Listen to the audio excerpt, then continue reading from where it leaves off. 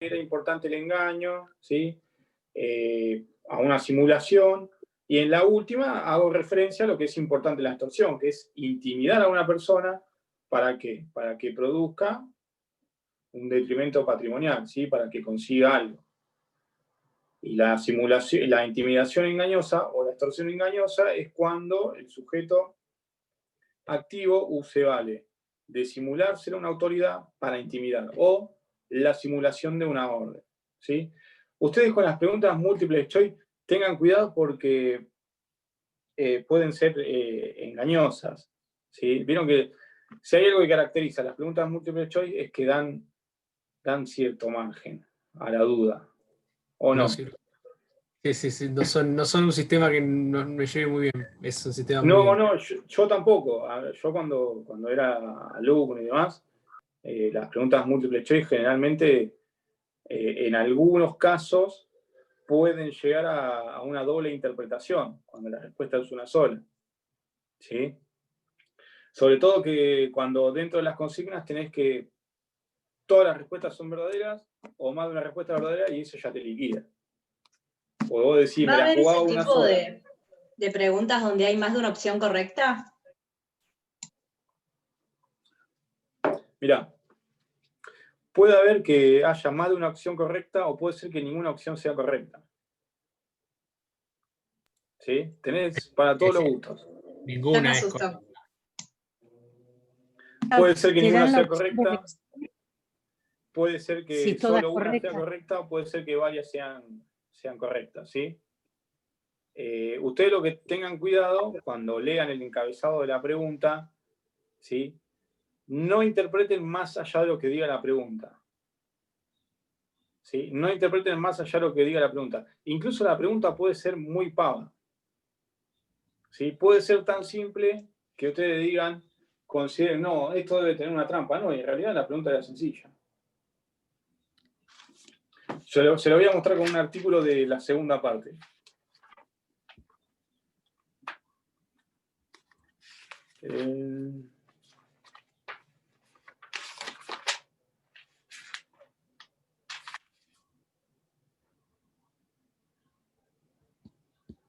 Ahí está.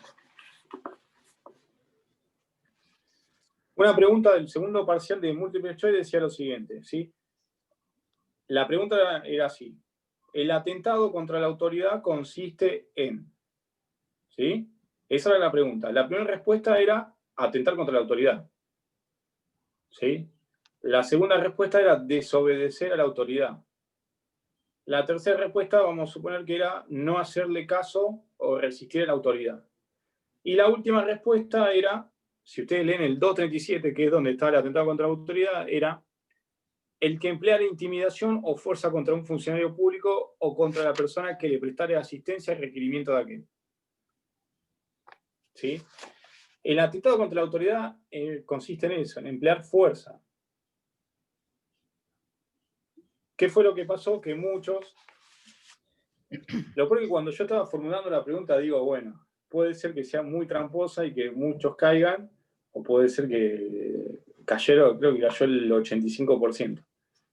Claro, cuando yo pregunto que el atentado contra la autoridad consiste en, y la primera respuesta es atentar contra la autoridad, todos pusieron eso. Pero si ustedes leen el artículo 237, que es donde está el atentado, dicen es emplear intimidación o fuerza contra un funcionario público. ¿Sí?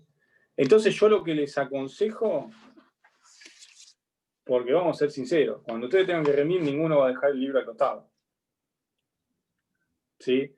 Va a estar el grupo de WhatsApp a full, va a estar el ordenador si la computadora se los permite, ¿sí? Van a tener la pantalla de cualquier pantalla de derecho o de alguna revista o lo que fuera, la van a tener ahí abierta, ¿sí? Y van a acudir a todos los artilugios, a todas las herramientas posibles para aprobar el parcial, ¿sí? La primera herramienta que tienen que tener en cuenta, chicos, es el Código Penal. ¿Sí? Si yo digo que el delito de hurto, supongamos, una pregunta yendo al delito de hurto. Si yo digo que el delito de hurto consiste en hacerse dueño de una cosa, ¿sí? Primera respuesta. La segunda respuesta es, el artículo de hurto consiste en el apoderamiento ilegítimo de una cosa mueble, ¿cuál me van a poner ustedes? El segundo. La segunda. ¿Sí? Entonces tengan presente eso. El Código Penal le va a hablar mucho, ¿sí?, sobre el tipo penal y demás. Tengan presente eso. Partan del Código Penal y fíjense qué es lo que pueden, qué es lo que, o sea, qué orientación le pueden dar a la respuesta. Y lo que no diga la respuesta no lo imaginen ustedes, ¿sí? Porque esto lo aclaro porque cuando se arma la respuesta múltiple choice tratamos de que sean lo más clara posible y que dejen lo menor posible a duda. No es sencillo armar una pregunta múltiple choice, ¿sí? Porque tampoco los queremos matar. Y le preguntábamos que nada, por eso, el tema de que a veces uno cuando estudia, por ahí lee los manuales o algo, quizás al tener tanta información empieza uno a pensar, a hacer planteos, y ya me ha pasado en otras materias que te resta, porque por ahí haces todo un análisis que está muy bueno, que si los pudieras escribir sería bárbaro, por ahí aprobarías, pero en el punto de choice no te sirve.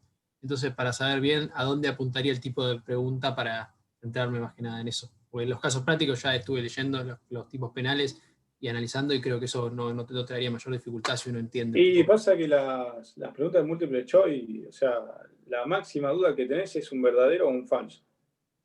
Una B corta o una F. O poner una cruz, o pinchar. Más allá de eso no va tu interpretación. A mí, doctor, a mí sabe lo que me pasó justamente en la otra comisión de Penal 2, era que la respuesta era elija una sola, o sea, no había opción de elegir dos, y supongamos que la respuesta eran las 4 verdaderas. Entonces, bueno, yo si daba para elegí una, pero en realidad eran las 4 y dio motivo a pelea porque en realidad eran las 4 y lo decía el Código Penal y bueno, pero estaba como mal formulada la pregunta igual. Tendría que haber dado a elegir, elija uno más. No, una sola se podía elegir y eran las 4 verdaderas. Entonces tenía las 4 bien. Y si se podía elegir una sola, o sea, de las 4, que las 4 iban, elegí una, estaba bien, más vale.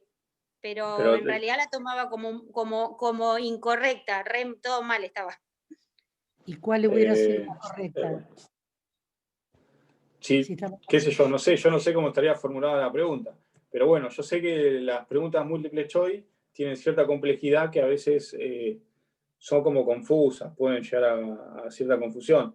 Por eso nosotros tratamos de hacerlas simples, ¿sí?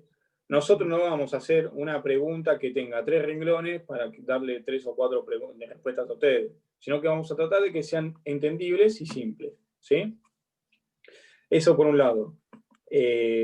Después, el tema del práctico, ¿leyeron la respuesta que yo les mandé o no? Sí.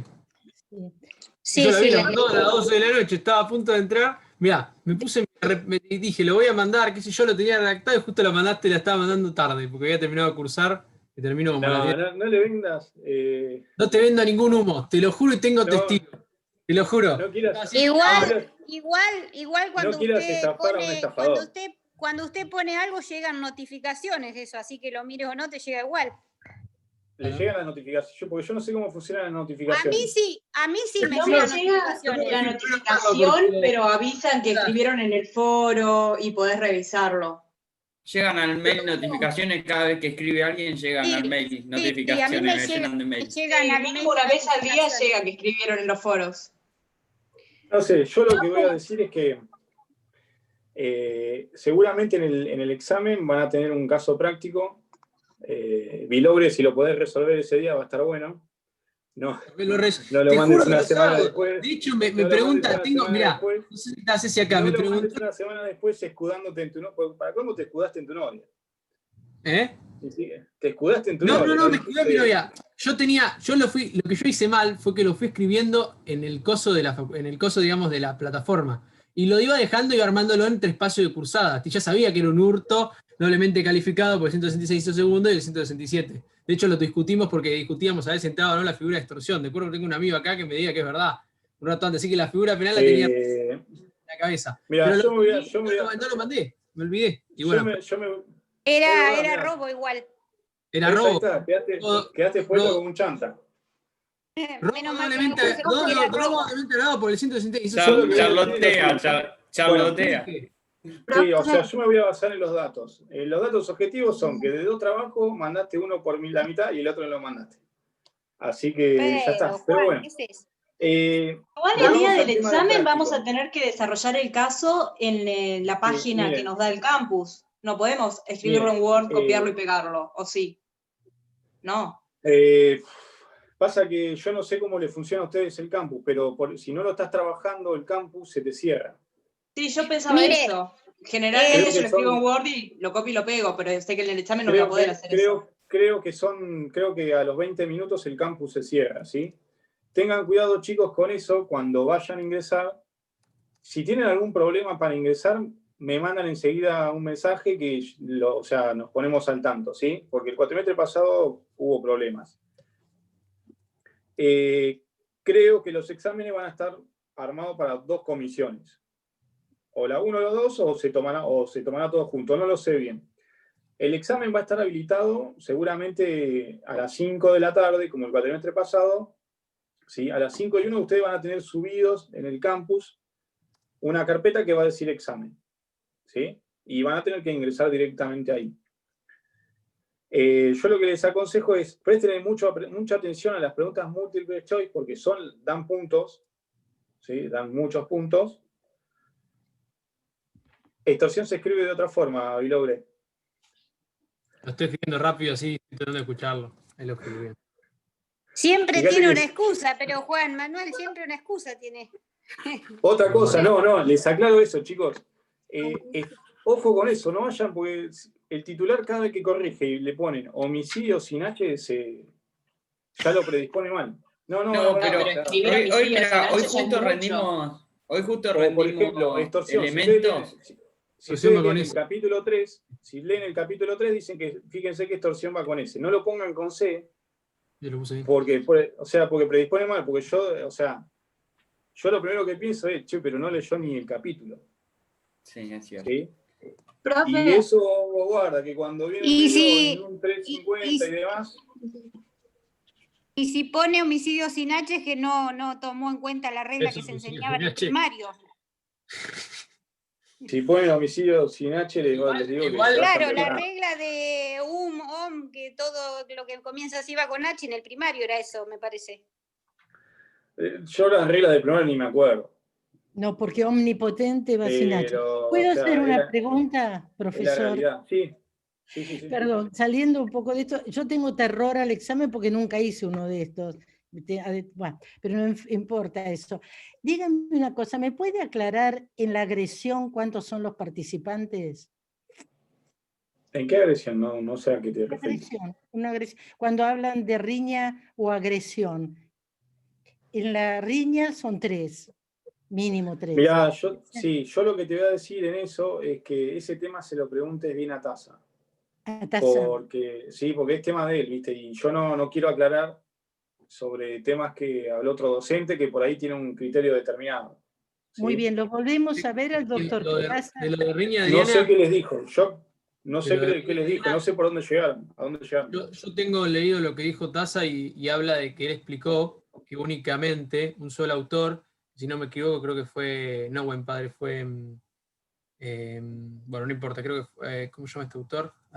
Bueno, que un solo autor había puesto que eran 2 personas únicamente para formar en los grupos y que tenía que ser 3 o más, porque se contaba el que matare también, como pasaba en el inciso sexto del 80. Sí. Los agresores. Los agresores. Pero ¿quién es ese? A ver, me parece que Buen Padre. Fontán Balestra fue el que Fontán Balestra. Que Fontán Balestra decía que era 2. Y que en realidad lo que dice la mayoría es que de acuerdo a lo que dice el Código Penal es el que, y le sumás los otros, entonces son 3. ¿Sí?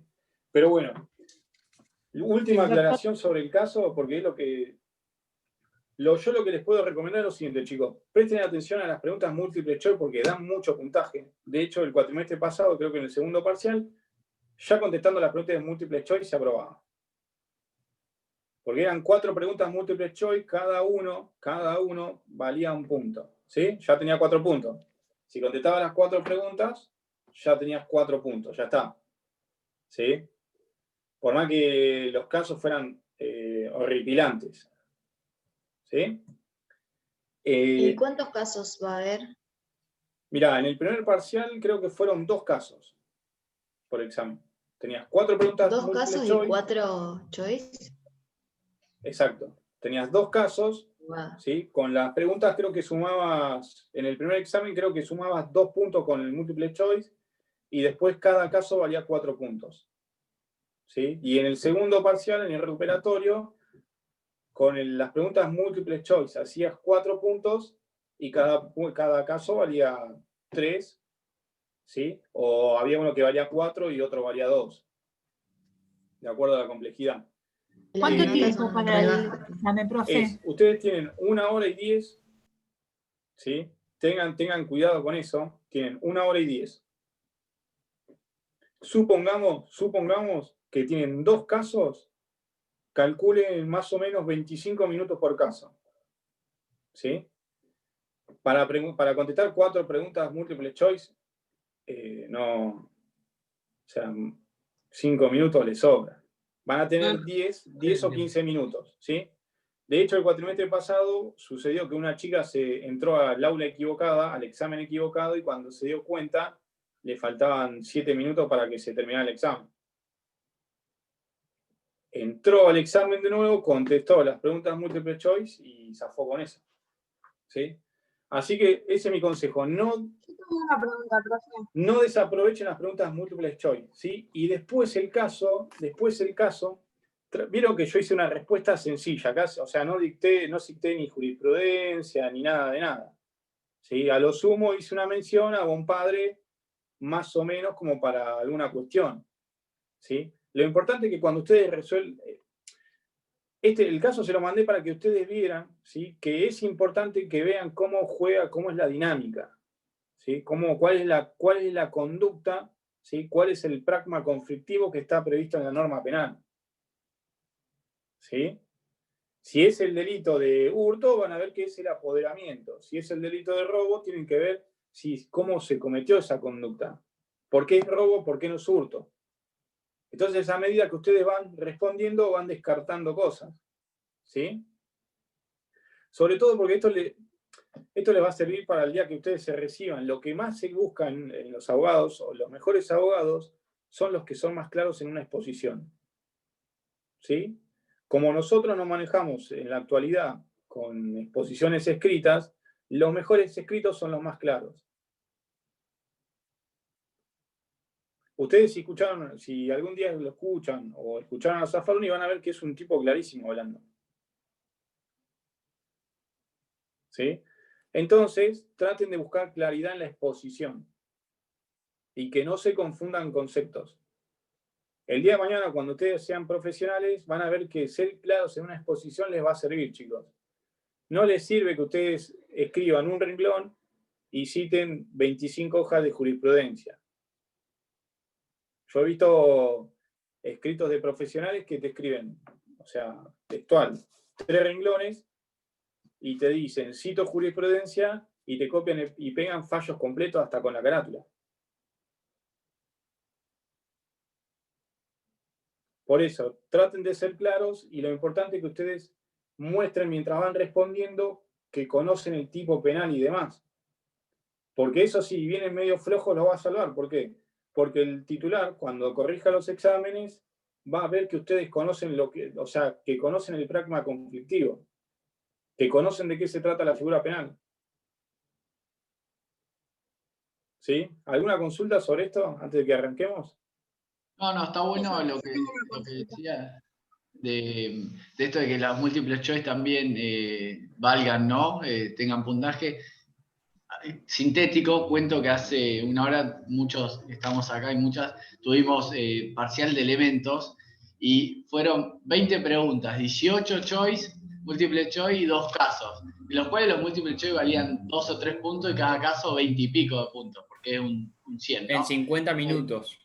En 55 minutos porque se cargó hoy 5 y era una hora, 55 minutos, es decir, los múltiples choice te hacen perder un montón de tiempo, no tenían, o sea, valían, tampoco alcanzaban con los 2 casos, cada caso 4 preguntas, entonces a veces digo, desde esto que decía usted, se puede tener el código, las leyes y demás cuestiones que, como puse en el chat, a veces tener demasiado te hace perder y perder tiempo. Y a veces se busca una complejidad desde todos lados, desde cantidad, desde acortar el tiempo, desde puntaje, y que verdaderamente no colabora y tal vez, o como también planteaba Juan Manuel, también capaz que uno o una tiene conocimiento, pero las complejidades que ponen por la virtualidad a veces los docentes, y lo digo a modo constructivo, hace que por ahí personas que saben desaprueben o se confundan mucho más de lo... Sí, yo lo que yo considero es que uno puede tener un mal día. ¿Sí? El día del examen justo tuviste un mal día y te tocó desaprobar. No significa que no sepan. ¿A quién no le ha pasado? O sea, que estás estudiando 200 temas, no llegás y decís, uy, este tema no lo estudio, no llego. Y lo descartaste. Y cuando vas al examen, la primera pregunta que tenés es ese tema que vos dejaste. Y no me preguntes por qué, pero en ese momento se te viene la imagen, o sea, la imagen del tema, y vos cómo lo dejaste para otro día. ¿Sí? Y también, o sea, entiendo las complejidades, o sea, la complejidad de los exámenes, los nervios que le juegan a favor, que le juegan en contra, ¿sí? Nosotros tratamos de hacer un examen que sea coherente. O sea, Igual, que sea coherente en la forma de su desarrollo. ¿Qué quiero decir con esto? Tratamos más o menos de calcular cuánto les puede llevar a ustedes cada cosa. ¿Sí? El problema, Supongamos, si nosotros les damos 1 hora y 10 y yo lo cargo, les digo, chicos, es 1 hora y 10, lo voy a cargar a las 5 de la tarde y lo cargué a las 5 y 15, yo voy a ponerles el examen, la hora de entrega, cumpliendo 1 hora y 10. No les voy a descontar tiempo a ustedes. ¿Sí? Nosotros vamos a hacer un examen como para que ustedes tengan tiempo de contestarlo. O sea, ¿de qué sirve que yo tire 40 preguntas múltiple choice y les tire 5 casos si sé que no le dan los tiempos? no, eso me parece muy lógico. Porque no, aparte el problema de los choice también es que es como te enganchan más por el juego de palabras, entonces aprobás por si te diste cuenta de la trampa que te pusieron y no por si lo sabías o no, es como que juegan más con la trampa o el engaño que pueden llegar a, si se da cuenta o no el alumno, a demostrar si sabe o no, como el choice. la dialéctica de la palabra, digamos, con el dar vueltas. Pero bueno, más de eso yo creo que el tiempo está bien. Yo creo que 4 múltiple choice y 2 casos prácticos en 1 hora 10 me parece mucho más razonable de otros exámenes que hemos rendido. Yo un día, lo digo modo constructivo, también tuve 18 minutos para hacer un examen de 20 múltiple choice. No tenía menos de 1 minuto por pregunta. O sea, en una materia hace poco, el último trimestre pasado, la verdad que se padece porque corres porque no llegás a leer ni siquiera, no puedes ni leer. Ese es el Está tema. bien, pueden ser 5 o no sé, no sé. Pero ustedes quédense tranquilos que van a tener el tiempo razonable como para que tengan para contestar y no correr con los temas, ¿sí? Profe, yo tengo una sí. consulta. ¿Las preguntas multiple choice las corrige el sistema o las corrigen los profesores manualmente? Porque también me ha es así. pasado... No, cuando se cargan las preguntas multiple choice, uno carga la consigna, ¿sí? Carga las variables y carga la respuesta correcta. Eso automáticamente el sistema te lo tira, ¿sí? Si yo armé una pregunta múltiple choice y puse una sola respuesta válida, si vos la pones más, el sistema automáticamente ya tira. Yo voy cargando la pregunta y voy cargando la respuesta. Bien, ¿sí? Perfecto. Y los casos, otra cosa, los casos prácticos los corrige todo TASA. ¿Sí? Directamente bien. Se mete en el sistema y él le va haciendo una corrección. Generalmente, el cuatrimestre pasado le ha hecho devoluciones a los que han desaprobado. ¿Sí? Le explicó por qué desaprobó y qué era lo que estaba mal valorado y demás. ¿Sí? A los que aprueban, por una cuestión de tiempo no les ha hecho la devolución, salvo que se la pidan, ¿sí? Porque ustedes calculen que este cuatrimestre creo que son como más de 100 personas, ¿sí? Y ustedes tienen que tener una nota y se tienen que cumplir con determinados plazos como para que el recuperatorio sea una semana después de la entrega de notas. Y encima si le sumamos que es un cuatrimestre que es corto, entonces se van a acelerar los tiempos. Pero eso lo corrige el titular directamente del sistema. ¿Sí? Bien, perfecto, profe, gracias. Bueno, la clase de hoy, nosotros vimos del 162, ¿sí?, hasta el 172, que lo vamos a ver ahora. 162 a 172, chicos. Yo creo que este fin de semana les voy a terminar de subir un apunte de estafa. Van a ver que el delito de estafa no es, creo que de todos los que vimos, es el más simple, ¿sí? Las defraudaciones no las vamos a ver. ¿Me escuchan, chicos? Sí. Sí, profe, sí. ¿Se me escucha? Y se te trabó la imagen, Sí, pero se escucha. Sí, se Vale. escucha. Se escucha bien. Bien. Ahora nosotros lo que vamos a ver es, vamos a terminar de ver secuestro extorsivo, que lo vamos a ver, ya habíamos arrancado la semana pasada, pero vamos a seguir viéndolo, y vamos a ver el delito de estafa, ¿sí? Ustedes recuerden que conmigo los viernes vieron del 162 al 172. A mí me gusta marcarlo así, por artículos, ¿sí? No les voy a decir Abigeato no, se vio ¿no? tal tema. ¿Cómo? El 168 no, ¿verdad, Abigeato? No, sí, del 162 al 172. Son Pero- todos los Pero temas. Perdón, el No, pero 167. No lo vimos. Hoy vemos No, 172 pero nada más, subí un entonces. apunte. ¿Lo vemos? Subí un apunte. Ah, listo. Listo, está ¿Sí? bien. Yo lo que les digo, lo que les quiero decir es que del 162 al 172 tienen que ver todos los delitos ustedes por su cuenta. Vale. Más allá de que no lo hayamos visto en clase, ¿sí? Bien. Igual abigeato es un delito que creo nunca he visto que se haya tomado en la historia. Pero, Pero por Pero- la duda pegué una ley, no vaya a ser que justo ese día lo tomen. siempre puede haber una primera vez. Sí, No, sí, y ustedes van a terminar odiando. Bueno, ¿alguna última consulta? ¿No? Dale, tranquilo. En caso de tener problemas, Lucía Álvarez dice, bueno, en caso de tener problemas, ustedes lo que tienen que hacer es mandar un mensaje. ¿Sí? Mandan un mensaje al campus o al mail directamente y nosotros lo tenemos en cuenta. ¿Sí? Generalmente hay siempre alguien que está en línea a medida que ustedes van rindiendo, para que evitar este tipo de problemas. Muy bien. 170. El 170 es el secuestro extorsivo, ¿sí? El 170 dice, se impondrá reclusión o prisión de 5 a 15 años al que sustrajere, retuviere u ocultare a una persona para sacar rescate. ¿Sí? La conducta típica en el secuestro extorsivo, ¿cuál es? Es sustraer, retener u ocultar a alguien para sacar un rescate. ¿Qué significa esto de rescate? El rescate vendría a ser un pago económico, ¿sí? Por la liberación de una persona.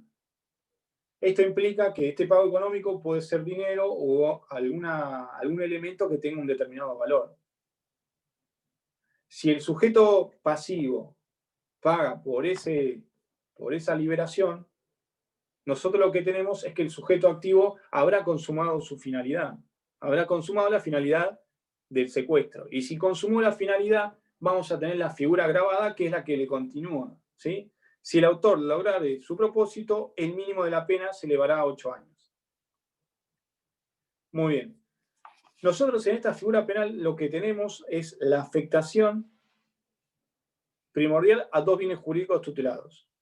Por un lado, ¿cuál es el bien jurídico principal afectado? ¿Cuál sería? Según el título, la propiedad. La propiedad. La propiedad, exacto. ¿sí? Pero el título sería, en realidad, la propiedad del patrimonio, como habíamos visto, que era en realidad como se definía, porque era amplio. Pero bueno, también está pseudo, el bien jurídico protegido de libertad, porque también se puede la persona de su libertad para obtener un menoscabo en Claro. su Exacto. En esta figura El principal penal, sería la propiedad. Sí, esta figura penal es una figura biofensiva. Afecta dos bienes jurídicos tutelados distintos. ¿Sí? Algunos hablan también de, más allá de una afectación a la libertad locomotiva, también hablan de una afectación a la facultad de decidir de la víctima. ¿Sí? Pero bueno, es una figura biofensiva. Ataca al patrimonio y ataca la libertad de la víctima. ¿Sí? Si nosotros vamos al 142 bis, que es uno de los delitos que protege la libertad en sí, vamos a ver qué dice. al que sustrajere, retuviere u ocultare a una persona con el fin de obligar a la víctima o a un tercero a hacer, no hacer o tolerar algo contra su voluntad. ¿Sí? Hacer como una conducta a la cual se está obligando a la víctima podría ser hacer el pago de un rescate también, ¿o no? Entonces, esta redacción del 170 lleva a algunos autores a decir que es una mala técnica legislativa, porque esta conducta podría haber quedado encuadrada dentro de la figura del 142 bis. ¿Sí?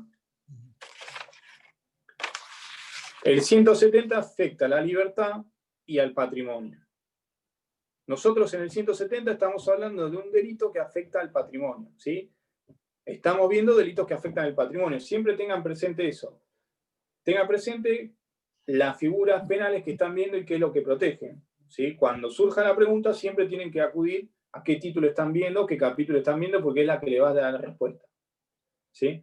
Bueno, entonces volviendo a la comparación con el 142 bis, algunos autores dicen que es una mala técnica legislativa que en realidad hubiera alcanzado con una sola regulación, porque es como una duplicación de conductas. Si bien el rescate del 170 le da un carácter especial, pero no hace más allá de, o sea, no hace más que agregar, ¿sí?, un elemento distinto al previsto en el 142 bis, que el 142 bis nos habla de 3 conductas distintas, ¿sí? Pero tranquilamente el hacer algo podría hacerse de la entrega de un dinero, supongamos, y podría quedar encuadrado.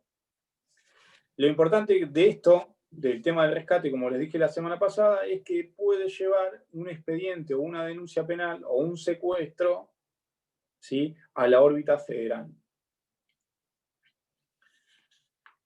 No, subsidiaria no, tácita no. ¿A qué se refiere con secuestro coactivo? Porque el término que le dan los autores es ese, y al otro, bueno, secuestro extorsivo en el 170, en el 142 bis. Claro, en realidad, y porque existe una coacción. Libertad, pero el término coactivo me Algunos, queda... esto me va a servir para aclarar lo siguiente, chicos. Cuando nosotros veamos delitos contra la privación de la libertad, vamos a ver que el 142 bis se suele llamar o secuestro coactivo, ¿sí?, o privación de la libertad coactiva. Yo lo que hago es, con mi conducta, atacar la libertad locomotiva de la persona y la coacciono ¿para qué? Para que alguien realice alguna conducta o tolere algo. ¿Sí? Volviendo al 170, recuerden el tema del rescate, que es lo que va a dar la órbita federal. ¿Sí? Más allá de que la Corte en algún momento haya dicho que el secuestro extorsivo para ser de la órbita federal debe tener cierta permanencia y debe ser desarrollado por organizaciones que están destinadas o orientadas con esa finalidad, ¿sí? Organizaciones que están orientadas y destinadas a la comisión de secuestros extorsivos. Muy bien. Claramente es una figura dolosa, ¿o no? Acá no, en esta figura no existe duda, ¿sí? Es una conducta dolosa. Acá no...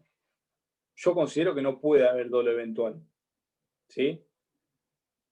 ¿Por qué no podría haber dolo eventual? Porque yo no puedo decir, bueno, lo hice, pero no sabía que estaba privando de su libertad a alguien para pedir... No, estas conductas son de dolo directo, ¿sí? No existe duda. Cuando estudien esta figura, recuerden cuáles son las conductas típicas previstas.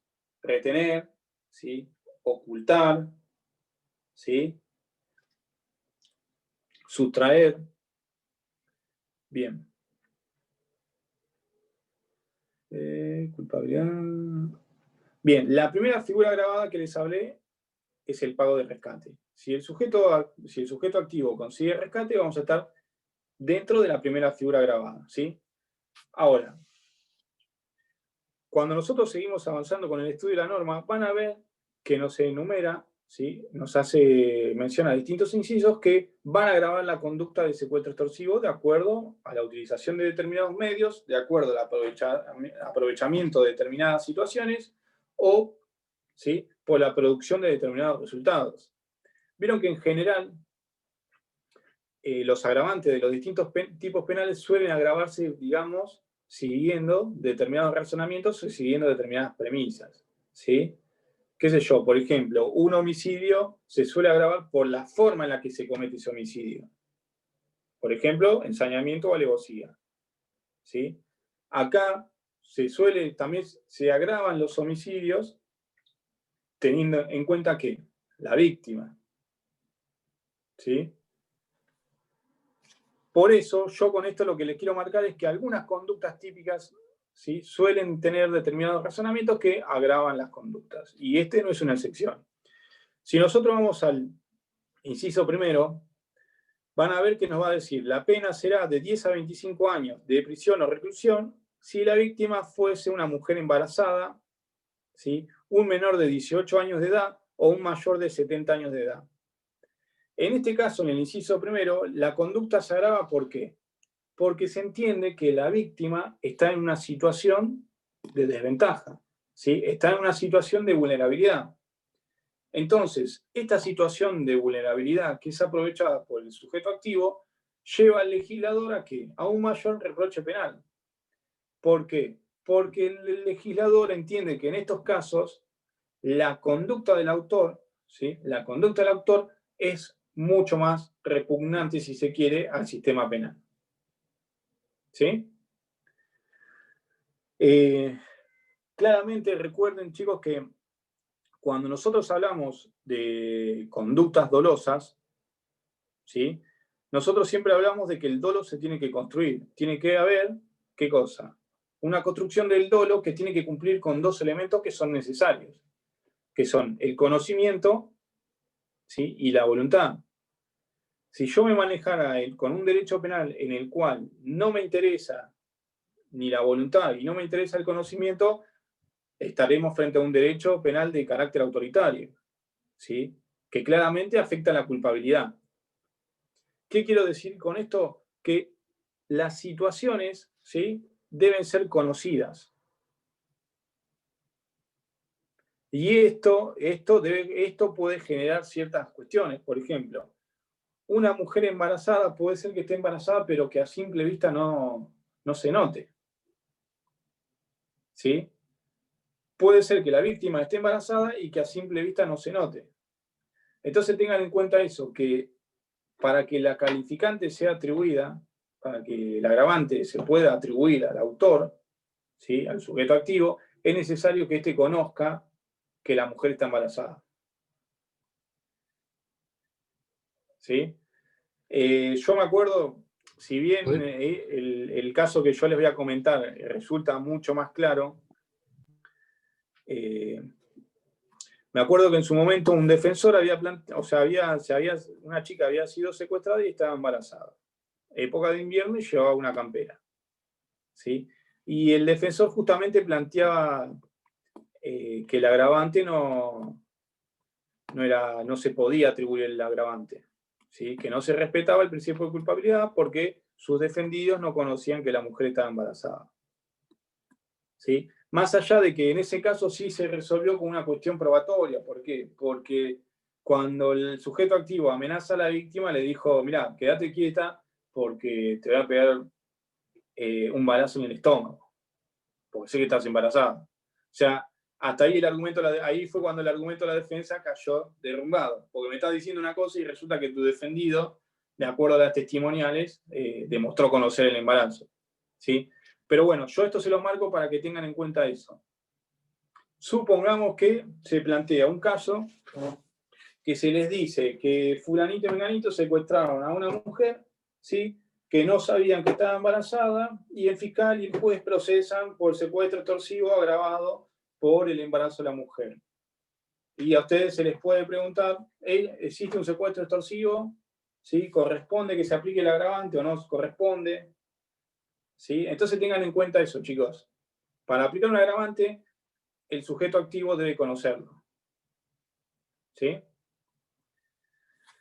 Bien. Igual ustedes tengan presente esto. Nosotros acá estamos hablando de lo que dice el Código Penal y de lo que entienden los autores, ¿sí?, de lo que entienden los autores por las exigencias para encuadrar la conducta. tengan presente que esto se va a resolver en la praxis de acuerdo a los elementos probatorios que existen en un expediente. ¿Sí? Con esto ya les derrumbo, si están iniciando la carrera de Derecho, ya les voy a tirar una teoría abajo. La única verdad que existe es la verdad procesal. ¿Sí? Para los abogados, la única verdad que existe es la verdad procesal. ¿Qué quiero decir con esto? ¿Qué es lo que se puede demostrar en el expediente? ¿Sí? La verdad material nunca la van a conocer. Y esto es una discusión filosófica. ¿Por qué? Porque la verdad material solamente la conocen los que participaron. ¿Sí? La verdad material solamente la van a conocer los que participaron en el hecho. ¿Sí? Saliendo del ámbito penal, a veces uno, ¿sí? Porque esto es una discusión filosófica que se suele presentar y ustedes la van a tener en materias más avanzadas. A veces uno puede tener una visión del mismo hecho de distintas formas. ¿Sí? Uno puede ver un hecho de distintas formas. El otro día, qué sé yo, por ejemplo, yo le pedía a una compañera de trabajo un expediente del 3-6, supongamos. ¿Sí? Juzgado 3, secretaría 6.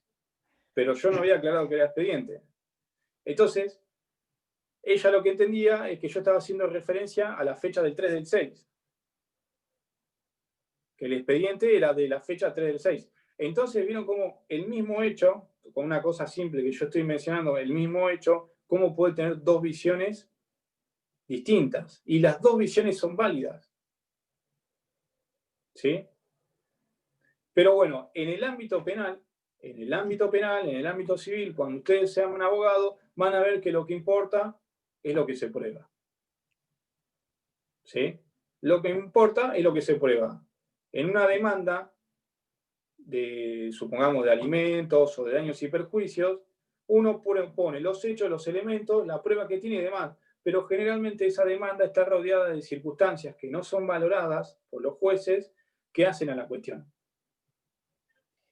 ¿Sí? Pero bueno, esto iba a colación de que hay determinados agravantes que se van a demostrar en la praxis. Si el sujeto activo conoció o no. ¿Por qué? Porque, a ver, si yo digo que el sujeto activo tiene que conocer que la mujer está embarazada y tiene que conocer que el menor era de 18 años o un mayor de 70 años, ¿y yo cómo hago para conocer en la calle o saber si un chico tiene 18 años o no? Es así, hay gente que yo conozco, personas que uno lo ve y le da 50 años. Cuando le pedís el DNI, tienen más de 70. ¿Sí? Pero son cuestiones que es en la praxis. Usted lo que tiene que saber es que estas conductas se agravan, estos tres supuestos se agravan, ¿por qué? Por la situación de la víctima. ¿Sí? Profe, si fuera al revés, pregunta, si una persona pareciera menor de edad y en realidad es mayor de edad y la intención de dolo del sujeto es secuestrar un menor de edad, una menor de edad para sacar una promesa remunerativa a los padres por el secuestro, por ejemplo, y al final es una persona de 20 años, 22, 23 años, es una persona mayor, ahí lo... Es atípico. Pero, es atípico, no podés calificarla de agravante. No, típico no es porque hay la figura anterior, pero digamos, no se le aplicaría agravante. No, pero no encuadra, es atípico en cuanto a la agravante. Así es, agravante sí, por eso le consultaba. O sea, sobre la figura agravada, no, porque ya... Es como, a ver, qué sé yo. Porque he escuchado casos donde se habló, por ejemplo, de delitos en el homicidio, por ejemplo, en los agravantes del homicidio del 80, donde algunas figuras cuando había dolo directo, de la intención, por más que los hechos fácticos no fueran, algunos hablaban de que se aplicaban esos agravantes por el dolo del sujeto, porque el dolo creía que lo cometía. Por eso me surgió la duda. No, hay una... yo no te voy a hablar de eso, pero te voy a hablar en base a la tentativa. Hay un profesor argentino que está radicado en España, y no me acuerdo el nombre, el apellido ahora. Es muy famoso. Pero él plantea, ¿vieron que en la tentativa, vieron que cuando el delito está tentado se reduce la pena? ¿Basigalupo o no? Basigalupo, ahí está. Me había olvidado el nombre. Basigalupo lo que plantea es eso. Dice, che, pero pará, ¿por qué vamos a bajar la pena en la tentativa si en realidad el sujeto no quiso desistir de la acción? ¿Sí? Si la conducta queda en tentativa, es ajeno al sujeto activo.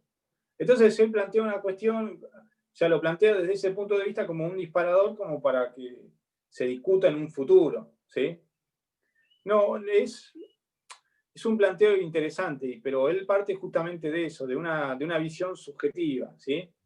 De una visión subjetiva del sujeto activo, de aquel que está realizando o llevando adelante una empresa criminal. ¿Sí? Si este sujeto tiene la voluntad de cometer el delito y no lo cometió por una circunstancia ajena a él, ¿por qué le vamos a bajar la pena? Pero es algo que él que plantea. ¿Sí? Igual es algo que, a ver, Bacigalupo lo plantea desde el lugar donde vive. ¿Sí? España, que si hay algo que tienen los españoles últimamente es que son bastante normativistas. Entonces, están más basados en una casi posición de la responsabilidad objetiva en cuanto a muchas figuras penales. ¿Sí? Por ejemplo, cuando condenaron a Messi por defraudación, lo condenaron por un accionar culposo. ¿Sí? El accionar culposo de él estaba basado en que él no había controlado a los contadores. Mirá si yo voy a controlar a un contador sin tener ni sin saber sumar 2 más 2. ¿Sí? Pero bueno, es una posición que es interesante y que tiene una visión desde otro lugar, ¿sí? Desde otras latitudes. Porque el derecho penal español abreva mucho del derecho penal alemán. ¿Sí? Pero bueno. Jacobs, profe, los normativistas, los protectores de la norma frente al... También hay mucho de eso. Hemos visto en Eso es. La parte general. Es que es justamente eso. Porque, por ejemplo, yo cuando tuve Penal 1, cuando vimos todo esto, que yo cursé con unos chicos que están acá, hablaban bastante de la figura del hecho de conocer los elementos del tipo, y que si uno conocía, había una postura que te hablaba de la parte cognitiva y volitiva, y te decía que si vos conocías, tenías la parte cognitiva, ya el hecho volitivo ya quedaba como en un segundo plano, digamos. Uno ya tenía el conocimiento de los elementos del tipo, entonces ya se presentaba la figura penal como típica. Eso también. Sí, pero generalmente en Derecho Penal 1 se lo menciona así como algo al pasar, pero en realidad es el derecho penal que está en boga y es el que utilizan casi la mayoría de los autores. ¿Sí? En Argentina quedan pocas facultades que siguen siendo finalistas, es la realidad. Pero bueno, tercer inciso, segundo inciso. Si el hecho se cometiera en la persona de un ascendiente, de un hermano, del cónyuge o conviviente, de otro individuo a quien se le deba un respeto particular. ¿Sí? En base a esta norma, lo que dicen la mayoría de los autores es que está basada en el respeto que se le debe a determinadas personas. ¿Sí? Ese agravante no tiene mayor complicación, es el respeto que se le debe a determinadas personas. Se critica que no se haya agregado a los descendientes. ¿Sí? ¿Por qué? Porque pareciera como que, qué sé yo, que a un descendiente no se le pudiera deber un respeto particular.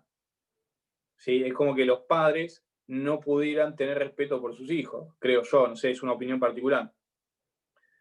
También tiene que ver de dónde viene la norma. ¿Sí? Es una norma antigua y más que nada tomaban a determinados sujetos como posiciones, ¿sí? ¿Para qué? Para respetar, sí, o admirar. Tercer inciso, si se causaren a la víctima lesiones graves o gravísimas. Esto tiene que ver con el resultado. ¿Sí? ¿El resultado cuáles son? Lesiones graves o gravísimas. Supongamos, si yo en el múltiple choice pregunto, bueno, digo, el 170 tiene previsto como un agravante las lesiones leves. ¿Ustedes qué van a poner? Falso. Falso. Las lesiones son graves o gravísimas. ¿Sí? Cuando la víctima sea persona discapacitada, enferma o que no pueda valerse por sí misma. Nuevamente en este caso estamos teniendo en cuenta la posición, ¿sí? La posición del sujeto pasivo, que se encuentra en una situación de vulnerabilidad. ¿Sí?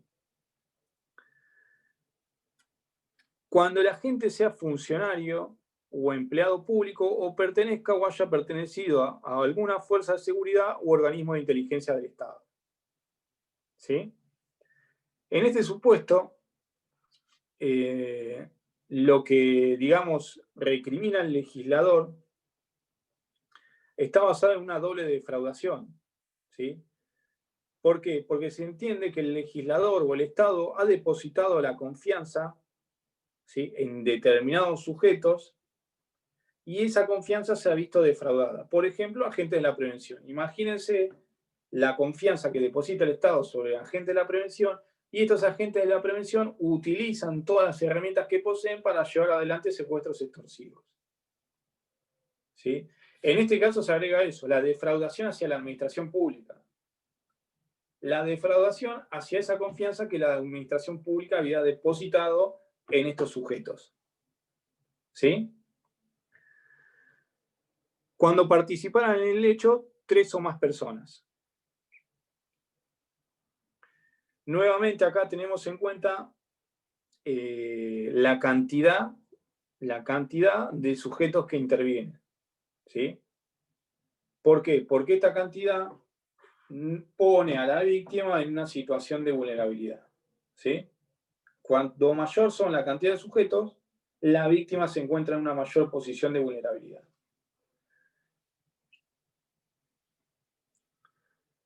Bien, la pena será de 15 a 25 años de prisión o reclusión si del hecho resultare la muerte de la persona ofendida como consecuencia no querida por el autor. ¿Sí? Como consecuencia no querida por el autor. Es decir, se produce la muerte del sujeto pasivo, de aquella persona que estaba privada de la libertad, y se le muere a los secuestradores. ¿Eso es ¿Cómo dolo sería eventual? ¿Eso puede ser dolo eventual? No, si fuera dolo eventual sería la figura que viene a continuación. Si es dolo eventual, quiere decir que quería la conducta. ¿Sí? Supongamos un ejemplo sería que los secuestradores tienen a la víctima atada en una silla y le ponen una mordaza. Se van, se retiran del lugar y con la mordaza se terminó asfixiando, o eso le produjo un estado de ansiedad que lo llevó a un paro cardíaco. ¿Sí? La muerte del sujeto pasivo no es un resultado querido por los sujetos activos. ¿Sí? No hay dolo en esa muerte. Eso es lo que tiene que quedar claro. ¿Sí? Si hubiera dolo,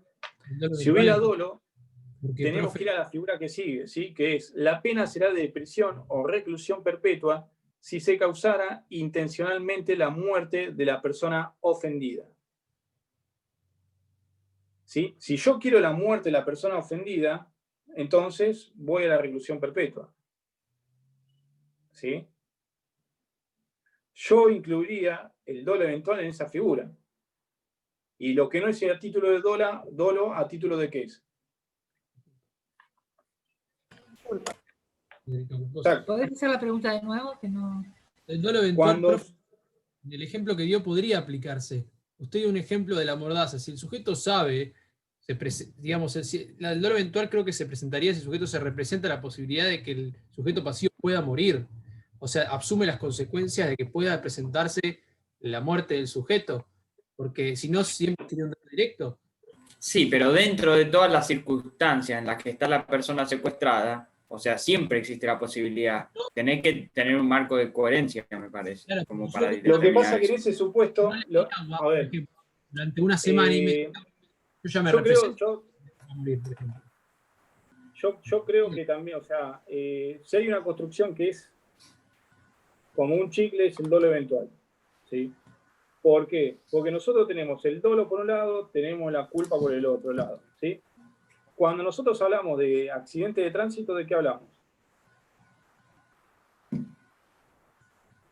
¿De qué hablamos? De culpa.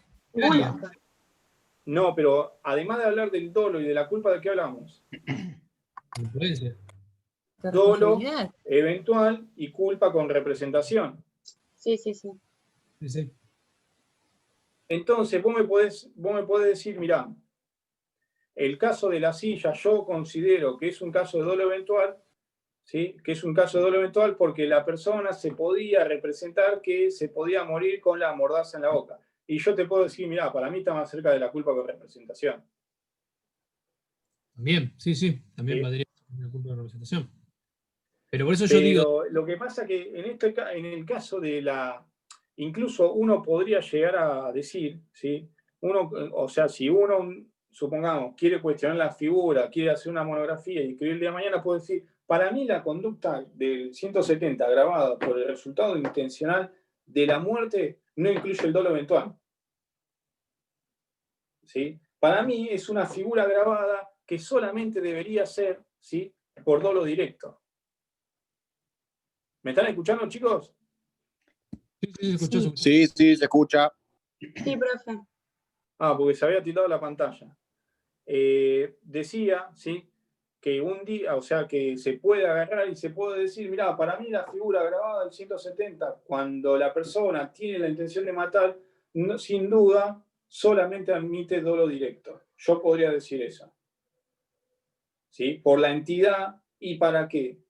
Para no dejar ningún tipo de duda de situaciones que podrían llegar a vulnerar el principio de culpabilidad. ¿Sí?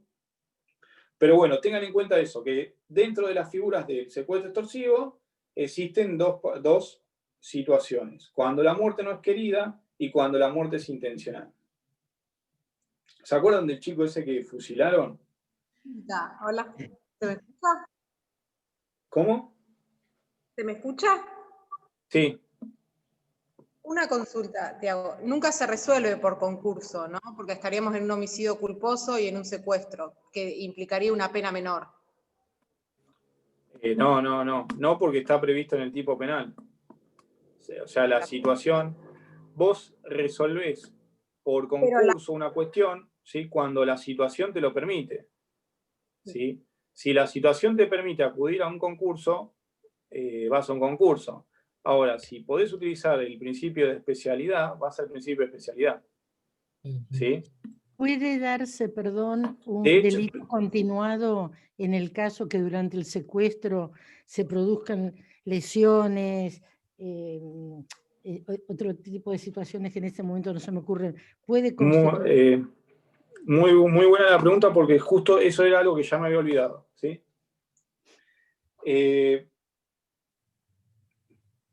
Es un delito continuado. Claro, el secuestro es un delito continuado. Es un delito continuado porque el delito dura mientras la persona está privada de la libertad. Entonces, ¿la muerte es parte del delito continuado? Si la No, mató pero intencionalmente. la muerte va a ser parte del tipo penal. ¿Sí? ¿Sí? La muerte va a ser parte del tipo penal.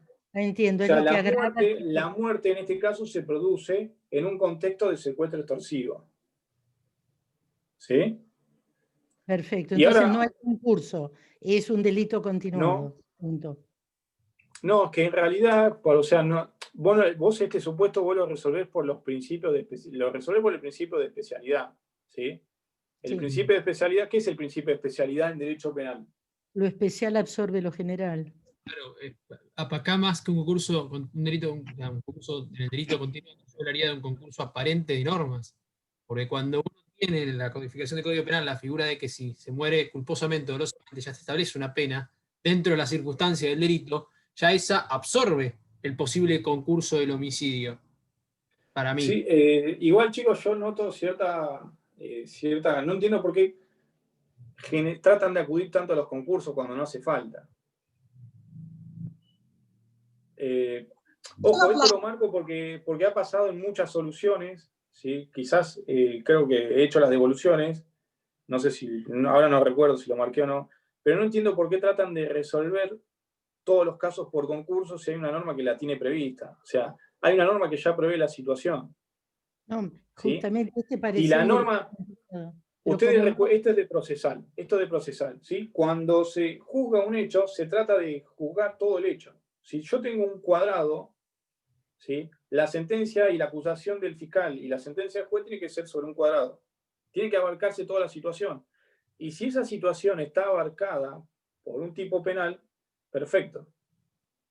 ¿sí? Cuando no está abarcada por un tipo penal, entonces ya tenemos un problema. Pero si tenemos el tipo penal, acudimos al principio de especialidad y lo resolvemos con ese principio. ¿Sí? Supongamos, ¿yo por qué lo digo esto? Porque yo cuando leo la norma ni siquiera me planteo la posibilidad de que exista un concurso. Ni aparente, ni real, ni ideal, nada. O sea, no me planteo la posibilidad de que exista un concurso porque ya está previsto en la norma. Si no estuviera previsto en la norma, ¿sí? Supongamos que la norma dice 170 que solamente se va a aplicar la pena perpetua si hay un homicidio con intención, o sea, un homicidio doloso. Y si tenemos un caso, supongamos, ¿sí? Nuevamente les recuerdo esto y lo remarco. Supongamos que el 170 no tiene previsto la muerte de una persona con intención. ¿Sí? Yo tengo una persona secuestrada y se me muere, ¿sí? Sin que yo quiera que la víctima se muera. Si ese hecho no estuviera previsto en la norma, ahí sí tengo que acudir a un concurso. ¿Sí o no? Perfecto. ¿Qué opinas? Gracias. Sí, pero como puede ser una pregunta que te lo hagan presente como concurso cuando en realidad es un delito continuado, lo preguntaba justamente por eso. No le vamos, seguramente no le vamos a preguntar de concurso porque nos van a odiar. Gracias. Igual generalmente, yo no sé, generalmente siempre las comisiones tienen el problema con el tema de los concursos. Concurso, el tema de los delitos de peligro, ¿sí? Digamos que son dos cuestiones que siempre suele traer ciertas dificultades, ¿sí? Muy bien. La pena del partícipe que, desvinculándose de los otros, se esforzare de modo que la víctima recupere la libertad sin que tal resultado fuese el consecuente pago del precio de la libertad, se reducirá de 1/3 a la mitad. ¿Sí? Eso es lo que se llama la delación premiada. El arrepentido. La figura del arrepentido, de delación premiada. La figura Sí, digamos, sí, es bastante discutido y yo no sé si lo mencioné esta comisión o lo mencioné años anteriores, hay un apunte de Ricker que es la delación premiada, o sea, uno termina premiando al buchón. ¿Sí? Es el tipo que además participó en la maniobra y después termina siendo el buchón, ¿sí? De la situación. Entonces, el artículo está escrito en un tono de crítica, o sea, es decir, estamos premiando a aquel que siempre fue reprochado, o siempre se le reprochó. Fíjense que al buchón se le es criticado en el colegio, en las instituciones, hasta en la cárcel es criticado. ¿Sí? Pero bueno, es interesante y es bastante entretenido el apunte de ese tema. Quería decir algo que justamente se me está yendo de nuevo, que es el tema del delito continuado. ¿Sí? Con referencia al tema del delito continuado, hace algunos años se planteó con el tema de trata de personas. ¿Qué significa que sea un delito continuado? Que se extiende en el tiempo, ¿o no? ¿Sí? Que el delito inicia acá, pero que se consuma ¿cuándo? Cuando se termina la ejecución del hecho. Cuando termina la ejecución del hecho, ¿sí? Este periodo puede ser... Perdón, se consuma ya de cuando inicia, se agota cuando termina el hecho, pero se consuma con... No, en el secuestro extorsivo, ¿sí? Se consuma cuando la persona está privada de libertad. Por ¿sí? eso.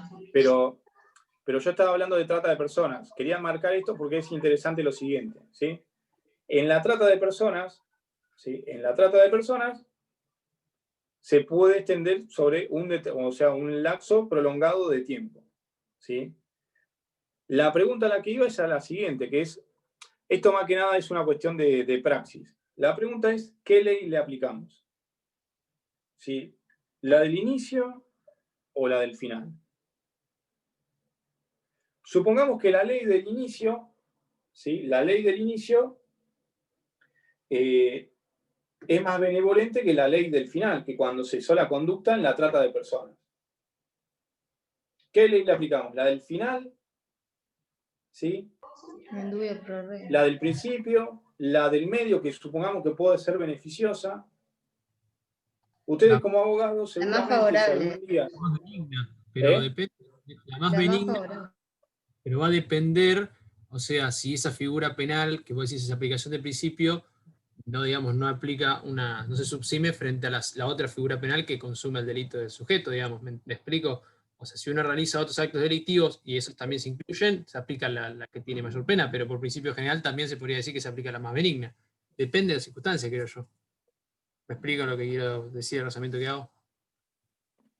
Pero si vos tenés siempre el principio de ley penal más benigna al cual podés acudir, ¿sí? Es un principio de derecho penal constitucional. Sería muy difícil que vos lo dejes de lado.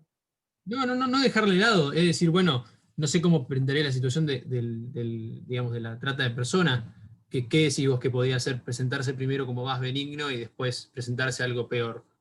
Supongamos que tenemos 3 leyes, ¿sí? Vamos a tomar la del principio, vamos a agregar una en el medio y la final. La ley final es la más gravosa para tu defendido, ¿sí?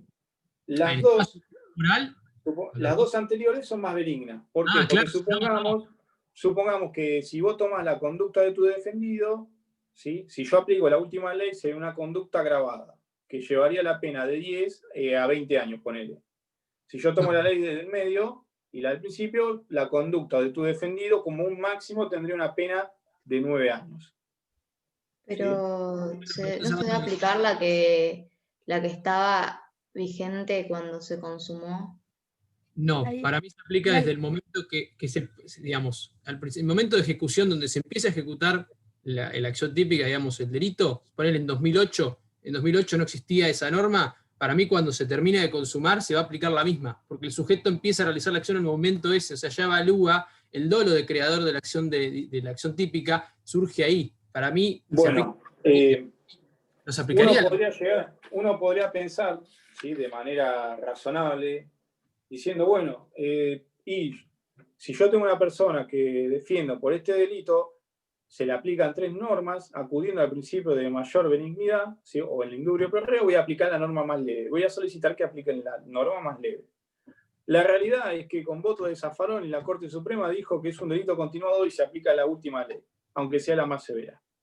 ¿Sí?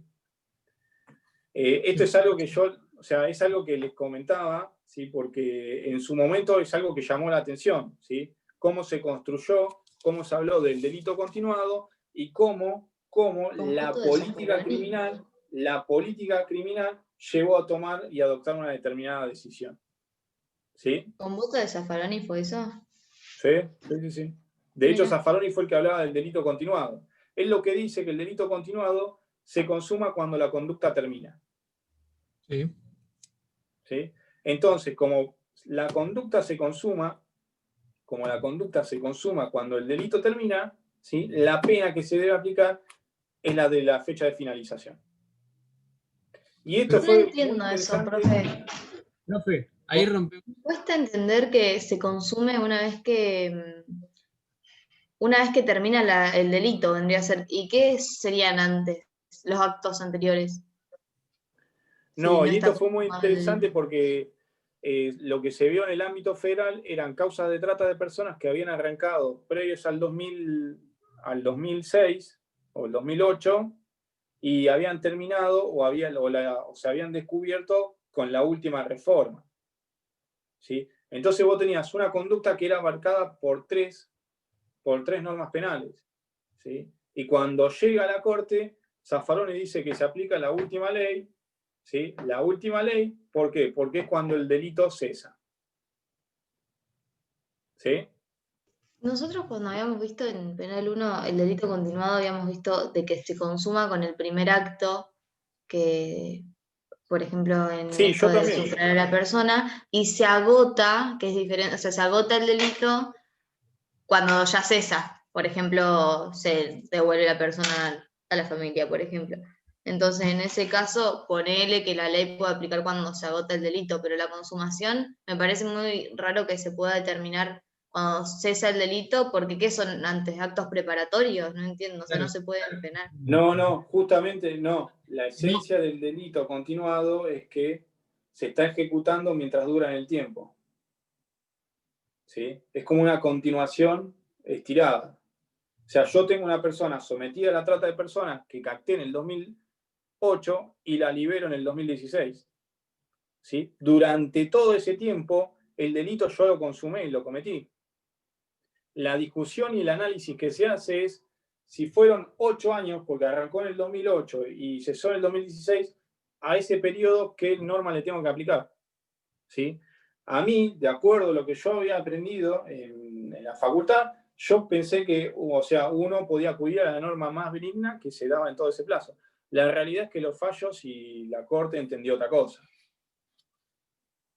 Pero bueno, estamos hablando de un delito que tiene determinado peso, que tiene determinada relevancia, ¿sí? ¿No hay que digan algo distinto? Porque creo que debe haber bastante disidencia sobre ese tema. Y suele haber bastante cambio de, digamos, de paradigma penal sobre algunos temas entre la Corte y Casación Penal, en el caso de Casación Federal. Sí. Por eso te pregunto, no hay una... Porque si tuvo que llegar a la Corte... Sí, pero no, igual hay, o sea, entre casación y corte suele haber disidencia, pero en determinados temas van para el mismo lado. En este caso fue igual. Determinados, o sea, en determinados temas, supongamos, trata de personas, derechos humanos, se mantiene un criterio y se mantiene una línea. Claro. Sí, en eso no hay cambio. Quizás puede ser que tengan una disidencia, qué sé yo, en un procedimiento en la ruta, en una requisa. Quizás tengan distintos criterios. Pero en temas de política criminal tan importantes como derechos humanos, trata de personas o violencia de género, supongamos, van en el mismo sentido. Más allá de que la Corte Suprema de Violencia de Género todavía no ha resuelto nada. O sea, no han llegado porque es como bastante, no llega eso al ámbito federal. ¿Sí? Sin perjuicio de que desde la Oficina de la Mujer se dice que la violencia de género podría vulnerar tratados internacionales como la Convención Belén do Pará, ¿sí? Y esa oficina entiende que podría llegar a ser de resorte federal porque estamos hablando del cumplimiento de tratados internacionales. Pero bueno, eso es otra cuestión. Bueno, quería marcar esto del delito continuado justamente porque a mí cuando yo lo vi en su momento me hizo el mismo ruido que les hizo a ustedes. ¿Sí? ¿Por qué? Porque el principio de indubio pro reo, el principio de la ley más benigna, no solamente es la ley de fondo, sino también es de normas procesales. Y en ese momento yo pensé que iba a ser otra solución, se iba a dar otra solución, pero me sorprendió la decisión que se tomó. ¿Sí? Bien. Cerramos secuestro extorsivo ahí y vamos al 172. ¿Alguna consulta, chicos?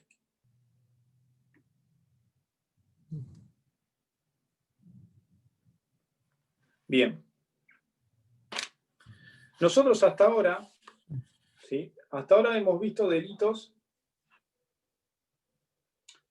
Mejor dicho, yo hablé de cuando empezamos el cuatrimestre y en alguna que otra clase, les he dicho que íbamos a ver casi 3 figuras, ¿sí? O 3 grupos de delitos que se basaban en el apoderamiento por un lado, el delito de hurto, de robo, en la intimidación, en la extorsión, el secuestro extorsivo y en la defraudación o el engaño, ¿sí? El ardid, la maquinación. Este tercer grupo de delitos arranca con la estafa, ¿sí? Ustedes cuando estudien estafa, que les voy a subir un apunte, van a ver que lo que tenemos acá, ¿sí? O mejor dicho, lo que se ven en estas conductas son conductas en las cuales el sujeto activo se aprovecha de un engaño, ¿sí? O de una defraudación. Hablando en términos generales, de una defraudación. Van a ver que dentro de esa defraudación tienen distintas clasificaciones. Tienen 3 clasificaciones, ¿sí? Una que se basa en el ardid y en el engaño propiamente dicho, que es la estafa, ¿sí? Estafa 172. Después tienen los abusos de confianza, ¿sí? Los abusos de confianza en el cual el sujeto activo se aprovecha de una determinada situación que comenzó siendo legítima, pero que después la termina aprovechando, y al momento que existe ese aprovechamiento se vuelve ilegítima, ¿sí? Y después la tercera situación, que es el aprovechamiento de determinadas situaciones, ¿sí? Nosotros hoy lo que vamos a ver es la primera clasificación, que es el engaño, ¿sí? Es el ardid, la maquinación, ¿para qué? Para generar un error en la víctima, ¿sí? Y que ese error motive a la víctima a ¿qué? Hacer un dispendio de carácter patrimonial, ¿sí? Es decir, en la estafa lo que vamos a tener es una doble reacción, una doble conducta, ¿sí? La maquinación del sujeto activo que mueve, ¿sí? Y que genera el error en la víctima, y que ese error lleva a la víctima ¿a qué? A que haga un dispendio patrimonial. Es decir, esta norma necesariamente para estar consumada necesita ¿qué cosa? Que se haya producido el perjuicio patrimonial. ¿Sí? Tiene que existir esa erogación a favor del sujeto activo, tiene que existir ese perjuicio patrimonial. Muy bien.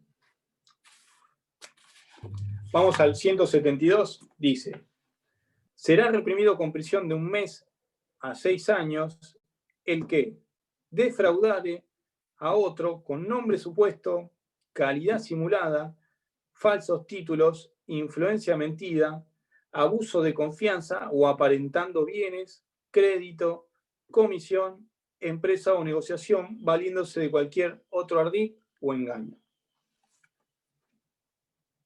Van a ver, chicos, que en esta figura penal, ¿sí? Algunos no, esto ya ni siquiera se discute, ¿sí? Antes se decía que en realidad los supuestos enumerados en el 172 eran taxativos. Todos, no hay ningún autor que no entienda que en realidad son meros ejemplos de cómo se puede llevar adelante una defraudación o de cómo se puede llevar adelante una maquinación, ¿sí? Si ustedes leen el libro de Taza van a ver que les dicen que es una figura hipercompleja. ¿Por qué? Porque existen innumerables formas de defraudar a alguien, ¿sí? Esto es lo que creo que en su momento se hablaba de estafa cuando hablaban de las inversiones piramidales y todo ese tipo de cosas. Pero bueno. Profe, también el exceso de confianza puede generar también la posibilidad de engañar sin hacer, digamos, un engaño de por medio. Porque una persona confía y no genera ese engaño de la parte, sino que, no, dámelo, y no, por más que no engañes, confía y te entrega. ¿Entendés?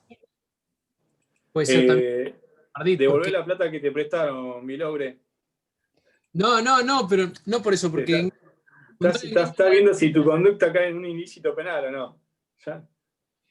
No, pero pará, porque a lo que yo iba a hacer lo siguiente. Vos, por ejemplo, en el engaño hay una acción del sujeto activo por querer hacer todo un contexto de engañar al otro, digamos, de poner en una circunstancia que el otro crea que una situación es de determinada manera.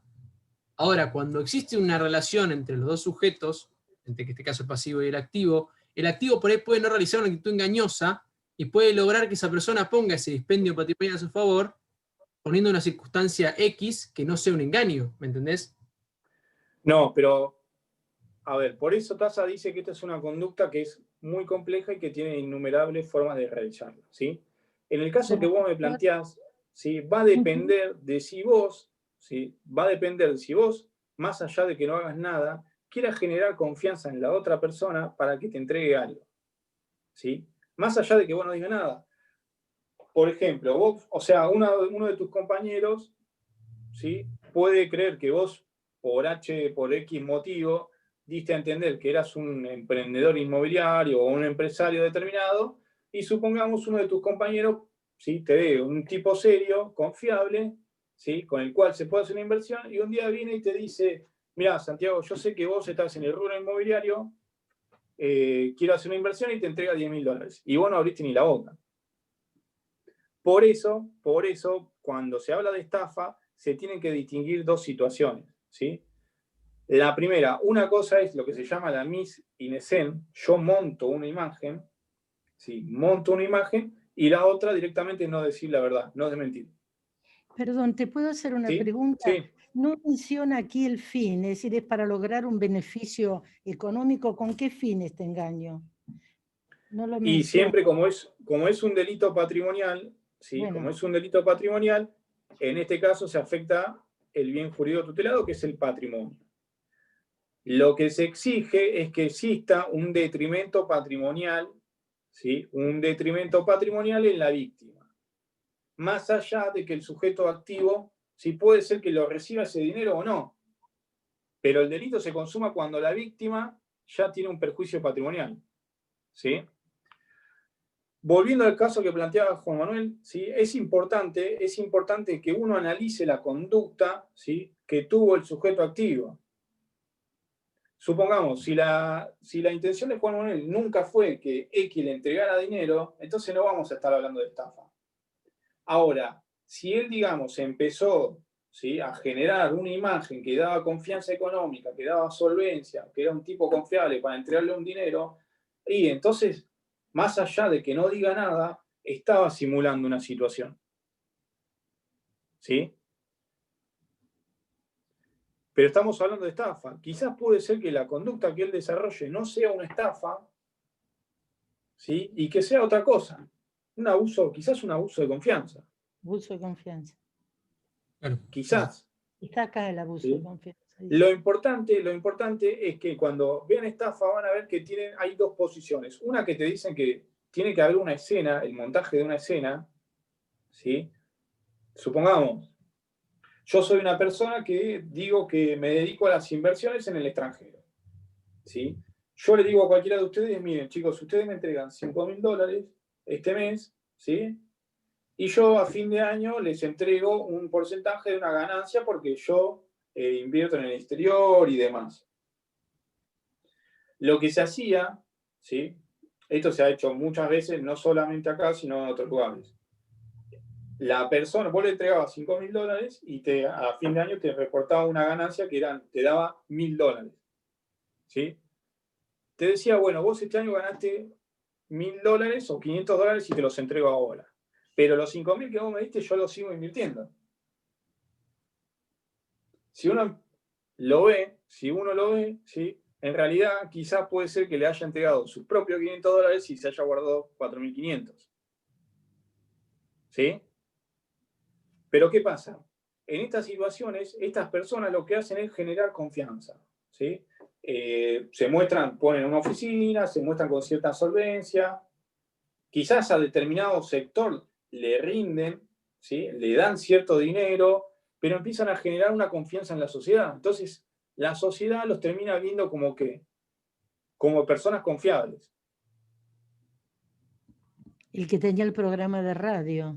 No sé si el que tenía el programa de radio, no, pero la realidad es que generalmente uno termina confiando en una situación porque estas empresas le generan confianza y de un día para el otro te llevaste un chasco. ¿Sí? O las empresas antes de planes de ahorro. Había, creo que, ¿cómo se le llamaba? Empresa de capitalización de ahorros y te decían, bueno, vos pagabas una cuota para tener un auto, pero de acá a 6 años vos podías retirar ese dinero y demás, ¿sí? Entonces lo que voy es a esto, ¿sí? Lo importante es que en la mise en scène se genera una confianza y la gente confía en lo que ve. ¿Por qué? Porque estas personas se presentan, ¿sí? Se presentan como personas serias e inducen al sujeto pasivo al error. ¿Sí? Inducen al sujeto pasivo al error y el sujeto pasivo motivado en este error, ¿qué es lo que hace? Entrega el dinero. Pero es lo mismo, profe, es lo que yo decía, por ejemplo, la situación de yo soy, por ejemplo, un empleado en un lugar. Yo trabajo, te doy un ejemplo, trabajar en un estudio jurídico, yo no soy el abogado. Pero yo estoy vestido de traje y corbata en un estudio jurídico, o sea, la circunstancia da para que se pueda entender si yo tuviera unos años más, por ejemplo, que fuera abogado. Y a mí me pagan unos honorarios creyendo que yo trabajé con, que dice el caso. Yo no digo nada, digo que no, gracias, me los guardo y me los llevo. Y yo, por ejemplo, nunca hice ninguna acción para engañar a esa persona y decirle, no, yo soy el abogado que llevó su caso y págueme a mí. ¿Entendés? En ese caso. Yo primero primero que nada en los abogados no confío. Bueno, sí. Pero vos Y sos en los, abogado. y en los Muy mal empleados abogado. menos. Hay- Justamente, te lo digo por eso, defraudando, o sea, pero ¿está vos en ese defraudando caso, doblemente en ese caso? en ese caso, ¿sí? En ese caso, primero les hablé de la Miss Inesén. Después les hablé de la simulación, ¿sí? Más Sí. o menos, y después del tema de la mentira o el no responder, ¿sí? Algunos dicen, si no negar una realidad, no significa una estafa, ¿sí? En el caso vos con tu accionar, te estás valiendo de la imagen que vos tenés trabajando en un estudio. ¿Entendés? Porque no es, supongamos, yo le tengo que ir a pagar al abogado con el que vos trabajás. No es que yo te conocía a vos en la despensa de la esquina o en determinado lugar. No, yo te entrego el dinero a vos, ¿sí? ¿Por qué? Porque yo a vos te veo en determinado estudio, yo sé que vos trabajás con el abogado, que sos la persona de confianza, que el abogado me mandó a hablar temas muchas veces con vos, ¿sí? Entonces yo cuando te pago, lo hago, ¿sí? Valiéndome de la situación o de la imagen que tengo que vos me generaste, más allá de que vos no dijeras nada.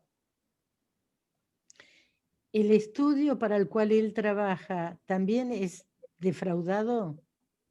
Además del que le pagó el dinero. En realidad, sí, en realidad la víctima en principio sería yo. ¿Por qué? Porque el estudio lo que me va a decir es, no, mirá, che, a Juan Manuel lo echamos ayer justamente por un tema económico. Sí. A mí nunca me pagaste. Entonces, ¿Dónde está el recibo que entonces, yo cumpliste con la obligación? Es lo primero que te diría. Si yo nadie te dio un recibo.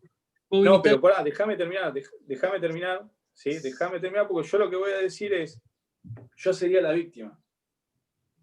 ¿Sí? El que pagó. Ahora, el si que pagó el dinero. yo sería la víctima, ahora, si Juan Manuel no me firmó un recibo, estoy en el horno. ¿Por qué? No hay forma de acreditar el pago de la obligación. Porque yo no puedo acreditar, que le entregué un dinero a él. Es como cuando uno va, no sé, ¿cuántas veces uno ve en la televisión que hay gente que se quedó, que fue estafada y que vos le preguntás, ¿y qué documento tenés? Y no, deposité $2 millones y me dieron este papelito. Y lo tiré. Pero Juan Manuel, con respecto al dueño del estudio, ¿qué acto deshonesto está cometiendo?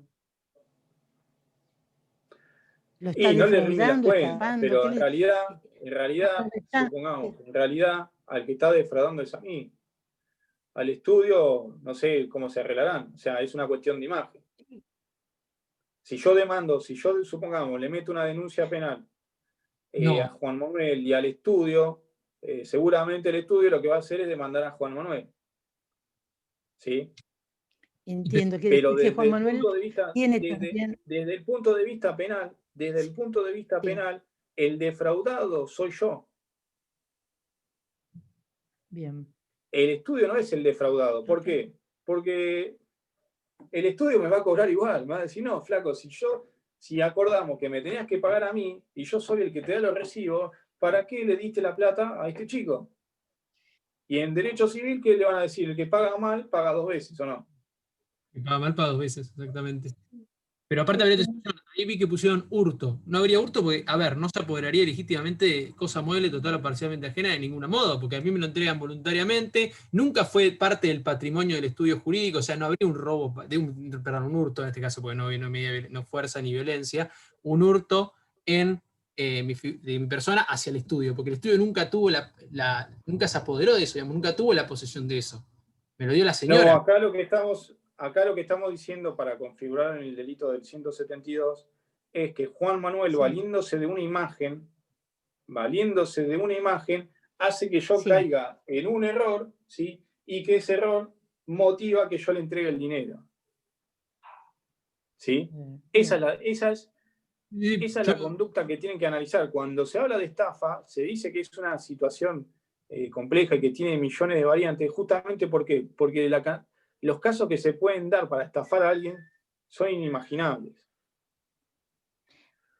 ¿Sí?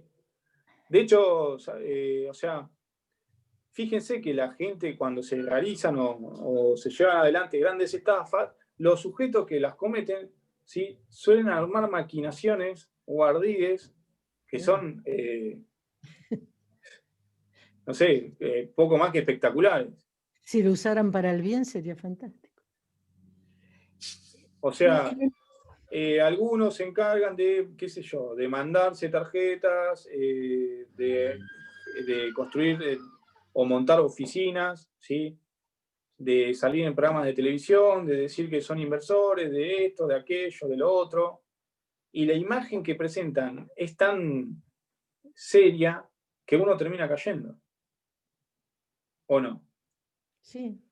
Diría incluso únicamente con la forma de hablar. El lenguaje vende muchísimo. Sin decir nada, que a mi situación, digamos, si yo fuera el que realizara la defraudación. Digamos, si yo decir mucho, podría haber dado a entender que te manejaba un lenguaje técnico, que era una persona llegada a este espacio de trabajo y me llevó la plata y no le dije nada a la señora. Y sí, generalmente, chicos, antes de que me olvide, ¿sí? Cuando nosotros hablamos de maquinaciones, de engaños, fíjense como menciona el Código Penal, nombre supuesto, ¿sí? Acreditando bienes, acreditando empresas, ¿sí? Siempre nosotros estamos hablando de que las maniobras tienen que tener cierta idoneidad o cierta entidad. ¿Sí? Incluso hasta el no responder algo o hasta la mentira tiene que tener cierta idoneidad. ¿Sí? ¿Por qué? Porque si yo, supongamos, yo me encuentro con ustedes en una oficina y llego con los zapatos rotos y llego con la camisa manchada de café y una corbata que va por acá y está toda descosida y yo estoy todo desprolijo y les digo, tengo $1 millón para invertir en propiedades, necesito que ponga $50.000, ¿qué van a decir ustedes? ¿Van a confiar en mí? Me van a decir, no van a confiar en mí. No. Supongamos que me preguntan la empresa, bueno, ¿cómo se llama tu empresa? Y se llama Chirolita S.A. ¿Y dónde tenés el registro? Acá, en un papel, y ustedes ven el papel y es menos creíble porque está firmado, tiene una mancha acá. Entonces la maniobra tiene que tener entidad. ¿Sí? Tiene que inducir al error. ¿Por qué? Porque supongamos que yo soy un desprolijo total y que es imposible que alguien me crea que sea un operador inmobiliario o que sea un inversor o un agente de la bolsa. Miren, si yo vengo y le digo soy agente de la bolsa en Wall Street, ¿qué me van a decir ustedes? Le digo, bueno, vamos al café de 25 de mayo y Hipólito Yrigoyen. Soy inversor y agente de bolsa de Wall Street. Lo primero que tienen que decir es, si a mí viene alguien y me dice eso, ¿qué van a? O sea, no es creíble. O sea, ¿qué haces no haciendo? Es creíble. ¿Qué haces en Wall Street? Y atrás de eso le digo, bueno, ¿me pagás el café? La próxima pago yo. Y nos juntamos una segunda vez. Y ustedes me entregan $50.000. Cuando vayan con la denuncia, ¿qué es lo que van a hacer? ¿Qué es lo que van a hacer en el juzgado? Cagarse de risa. Van a decir, che, a ver la denuncia. Y no, dice que se encontró con José Pérez, que le dijo que era inversor de Wall Street, que además le hizo o sea, no solamente le sacó los $50.000, sino que le hizo pagar el café. Bueno, ¿no hay un agravante por estúpido o por algo así? En este caso. Debería haber un aprovechamiento de situación de vulnerabilidad. Claro, creo que habría ahí. Bueno, el tema de la idoneidad es muy interesante porque en el ámbito penal, ¿sí? En el derecho penal nuclear, el derecho penal tradicional, se suele hacer un análisis de la idoneidad. Ahora, en el contrabando, en el delito de contrabando no se suele hacer ese análisis, ¿sí? Si ustedes van al 863 del delito de contrabando, van a ver que se habla de cualquier ardid, maquinación, ¿sí? Que se utilice para vulnerar las barreras aduaneras. Como el artículo 863, ¿sí? Y el Código Aduanero pertenece al bloque de criminalidad económica, hay determinados delitos, ¿sí? Mejor dicho, estos delitos que pertenecen a ese bloque, ¿sí? Suelen ser, ¿sí? Se suele ver que las garantías constitucionales o determinados principios de derecho penal nuclear se suelen atenuar. Por eso algunos hablan de que el bloque de criminalidad económica es un derecho penal de 2 velocidades. ¿Sí?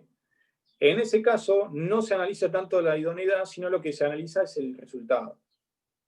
¿Sí? Se entiende que si el sujeto pudo pasar algo eludiendo la barrera aduanera, ya consumó el delito de contrabando. No importa si llevaba el televisor en la espalda. Si cruzó la barrera aduanera, es contrabando. ¿Sí? En cambio, en la estafa van a ver que se hace un análisis sobre la idoneidad. ¿Sí? Bien. Es un delito de carácter doloso. ¿Sí? Es un delito de carácter doloso. El sujeto activo tiene la intención de defraudar desde el inicio. ¿Sí? Si yo no tengo la intención de defraudar desde el inicio, entonces no estoy frente a la estafa. ¿Sí? Muy bien. ¿Alguna consulta, chicos? Recuerden que en esta figura penal el sujeto activo puede ser cualquiera. ¿Sí? En todas las figuras penales que vimos nosotros, no hay un sujeto activo especial. Y la estafa no es la excepción. ¿Tienen alguna consulta? ¿Y es continuado este delito o no? Depende del supuesto. Claro. Depende del supuesto. Puede ser que la estafa se consume con una sola entrega de dinero, o puede ser que, supongamos, que vos seas una víctima reincidente y todos los meses venga y me entregue dinero. ¿Sí? O que te diga, bueno, mira, los dólares los voy a sacar al exterior. Vos no te preocupes, lo saco vía Chile, ¿sí? Con una parada en Colombia y lo invertimos en Estados Unidos. Todos los meses traen $1000 que yo a fin de año te voy a dar una ganancia de $500. Y de acá a 5 años te voy a devolver todo lo que vos me diste. O sea, si vos caes en esa maniobra, que generalmente las maniobras de inversiones en el exterior, si uno se ponía a ver, era más o menos algo parecido. O sea, entregaban $5000 para que la persona a fin de año te entregue 500 de ganancia. Pero no te entregaba los 5000. Supuestamente los 5000 los seguía invirtiendo. Así que bueno. Bueno, ¿alguna consulta, chicos? Tengo una única duda. ¿El delito de estelionato es únicamente el inciso 1 o son otros más también? Porque habla de la figura de contrato, cuando yo leo la figura del inciso 1, cuando habla de que ¿Pero de qué? Pero no estamos viendo el 172. Por eso, ya hemos entendido, pero a mí de la lectura me surgió esa duda. Por ahí, si no la sacamos la clase que viene. No, pero si el 172 no tiene incisos. No, el 163, el siguiente. No, el 173 no, chicos. No. Porque son un montón de incisos. Fíjate. El 173 tiene 16 incisos, son 16 delitos. El 174 tiene 6 delitos. O sea, son muchos. Eso queda para la segunda parte, ¿por qué? Porque si yo se los tiro ahora y los liquido. No. Por eso vamos del 162 al 172. Porque me puse a leer y eran varios, y por ahí en algunos, viste, yo cuando estuve leyendo la lectura hablaba por ahí en ese delito de los contratos, entonces ya no sé si era más restrictivo, se hablaba... No, todo lo que es el 173 en adelante son defraudaciones especiales y se puede ver abusos de confianza y demás. Qué sé yo, el supuesto de un contrato en el cual una situación empieza siendo legítima y en un determinado momento se vuelve ilegítima. Supongamos, yo alquilo una máquina por 2 años, ¿sí? Cumplo, vencidos los 2 años, tengo que entregar la máquina y decido no entregarla. ¿Sí? En ese caso tenemos un abuso de confianza. ¿Por qué? Porque empezamos con una situación legítima, pero cuando yo no devuelvo la máquina, se termina volviendo ilegítima. Estoy abusando de un acto que era legítimo en su momento. Pero bueno, si querés lo agregamos para el examen, no sé qué... No, olvídate, no lo dije, no existe el artículo. Me van a matar, van a venir a averiguar qué hace y me van a matar. Bueno, ¿alguna consulta, chicos? No, yo no tengo más dudas. ¿Nada más? Bueno, entonces llegamos hasta acá. Voy a ver si les puedo mandar otro caso para que practiquen. ¿Sí? Lo hago. Algo simple, más que nada para que ustedes practiquen y vayan viendo. ¿Sí? Si tienen alguna consulta, alguna duda, me pueden escribir. ¿Sí? Bueno, llegamos hasta acá. Bueno, y les deseo éxito para el examen. ¿Sí? Muchas gracias, doctor. Buenas tardes. Buen fin de y que ande Hasta luego. bien. Nos vemos en la parte. Chau, chau.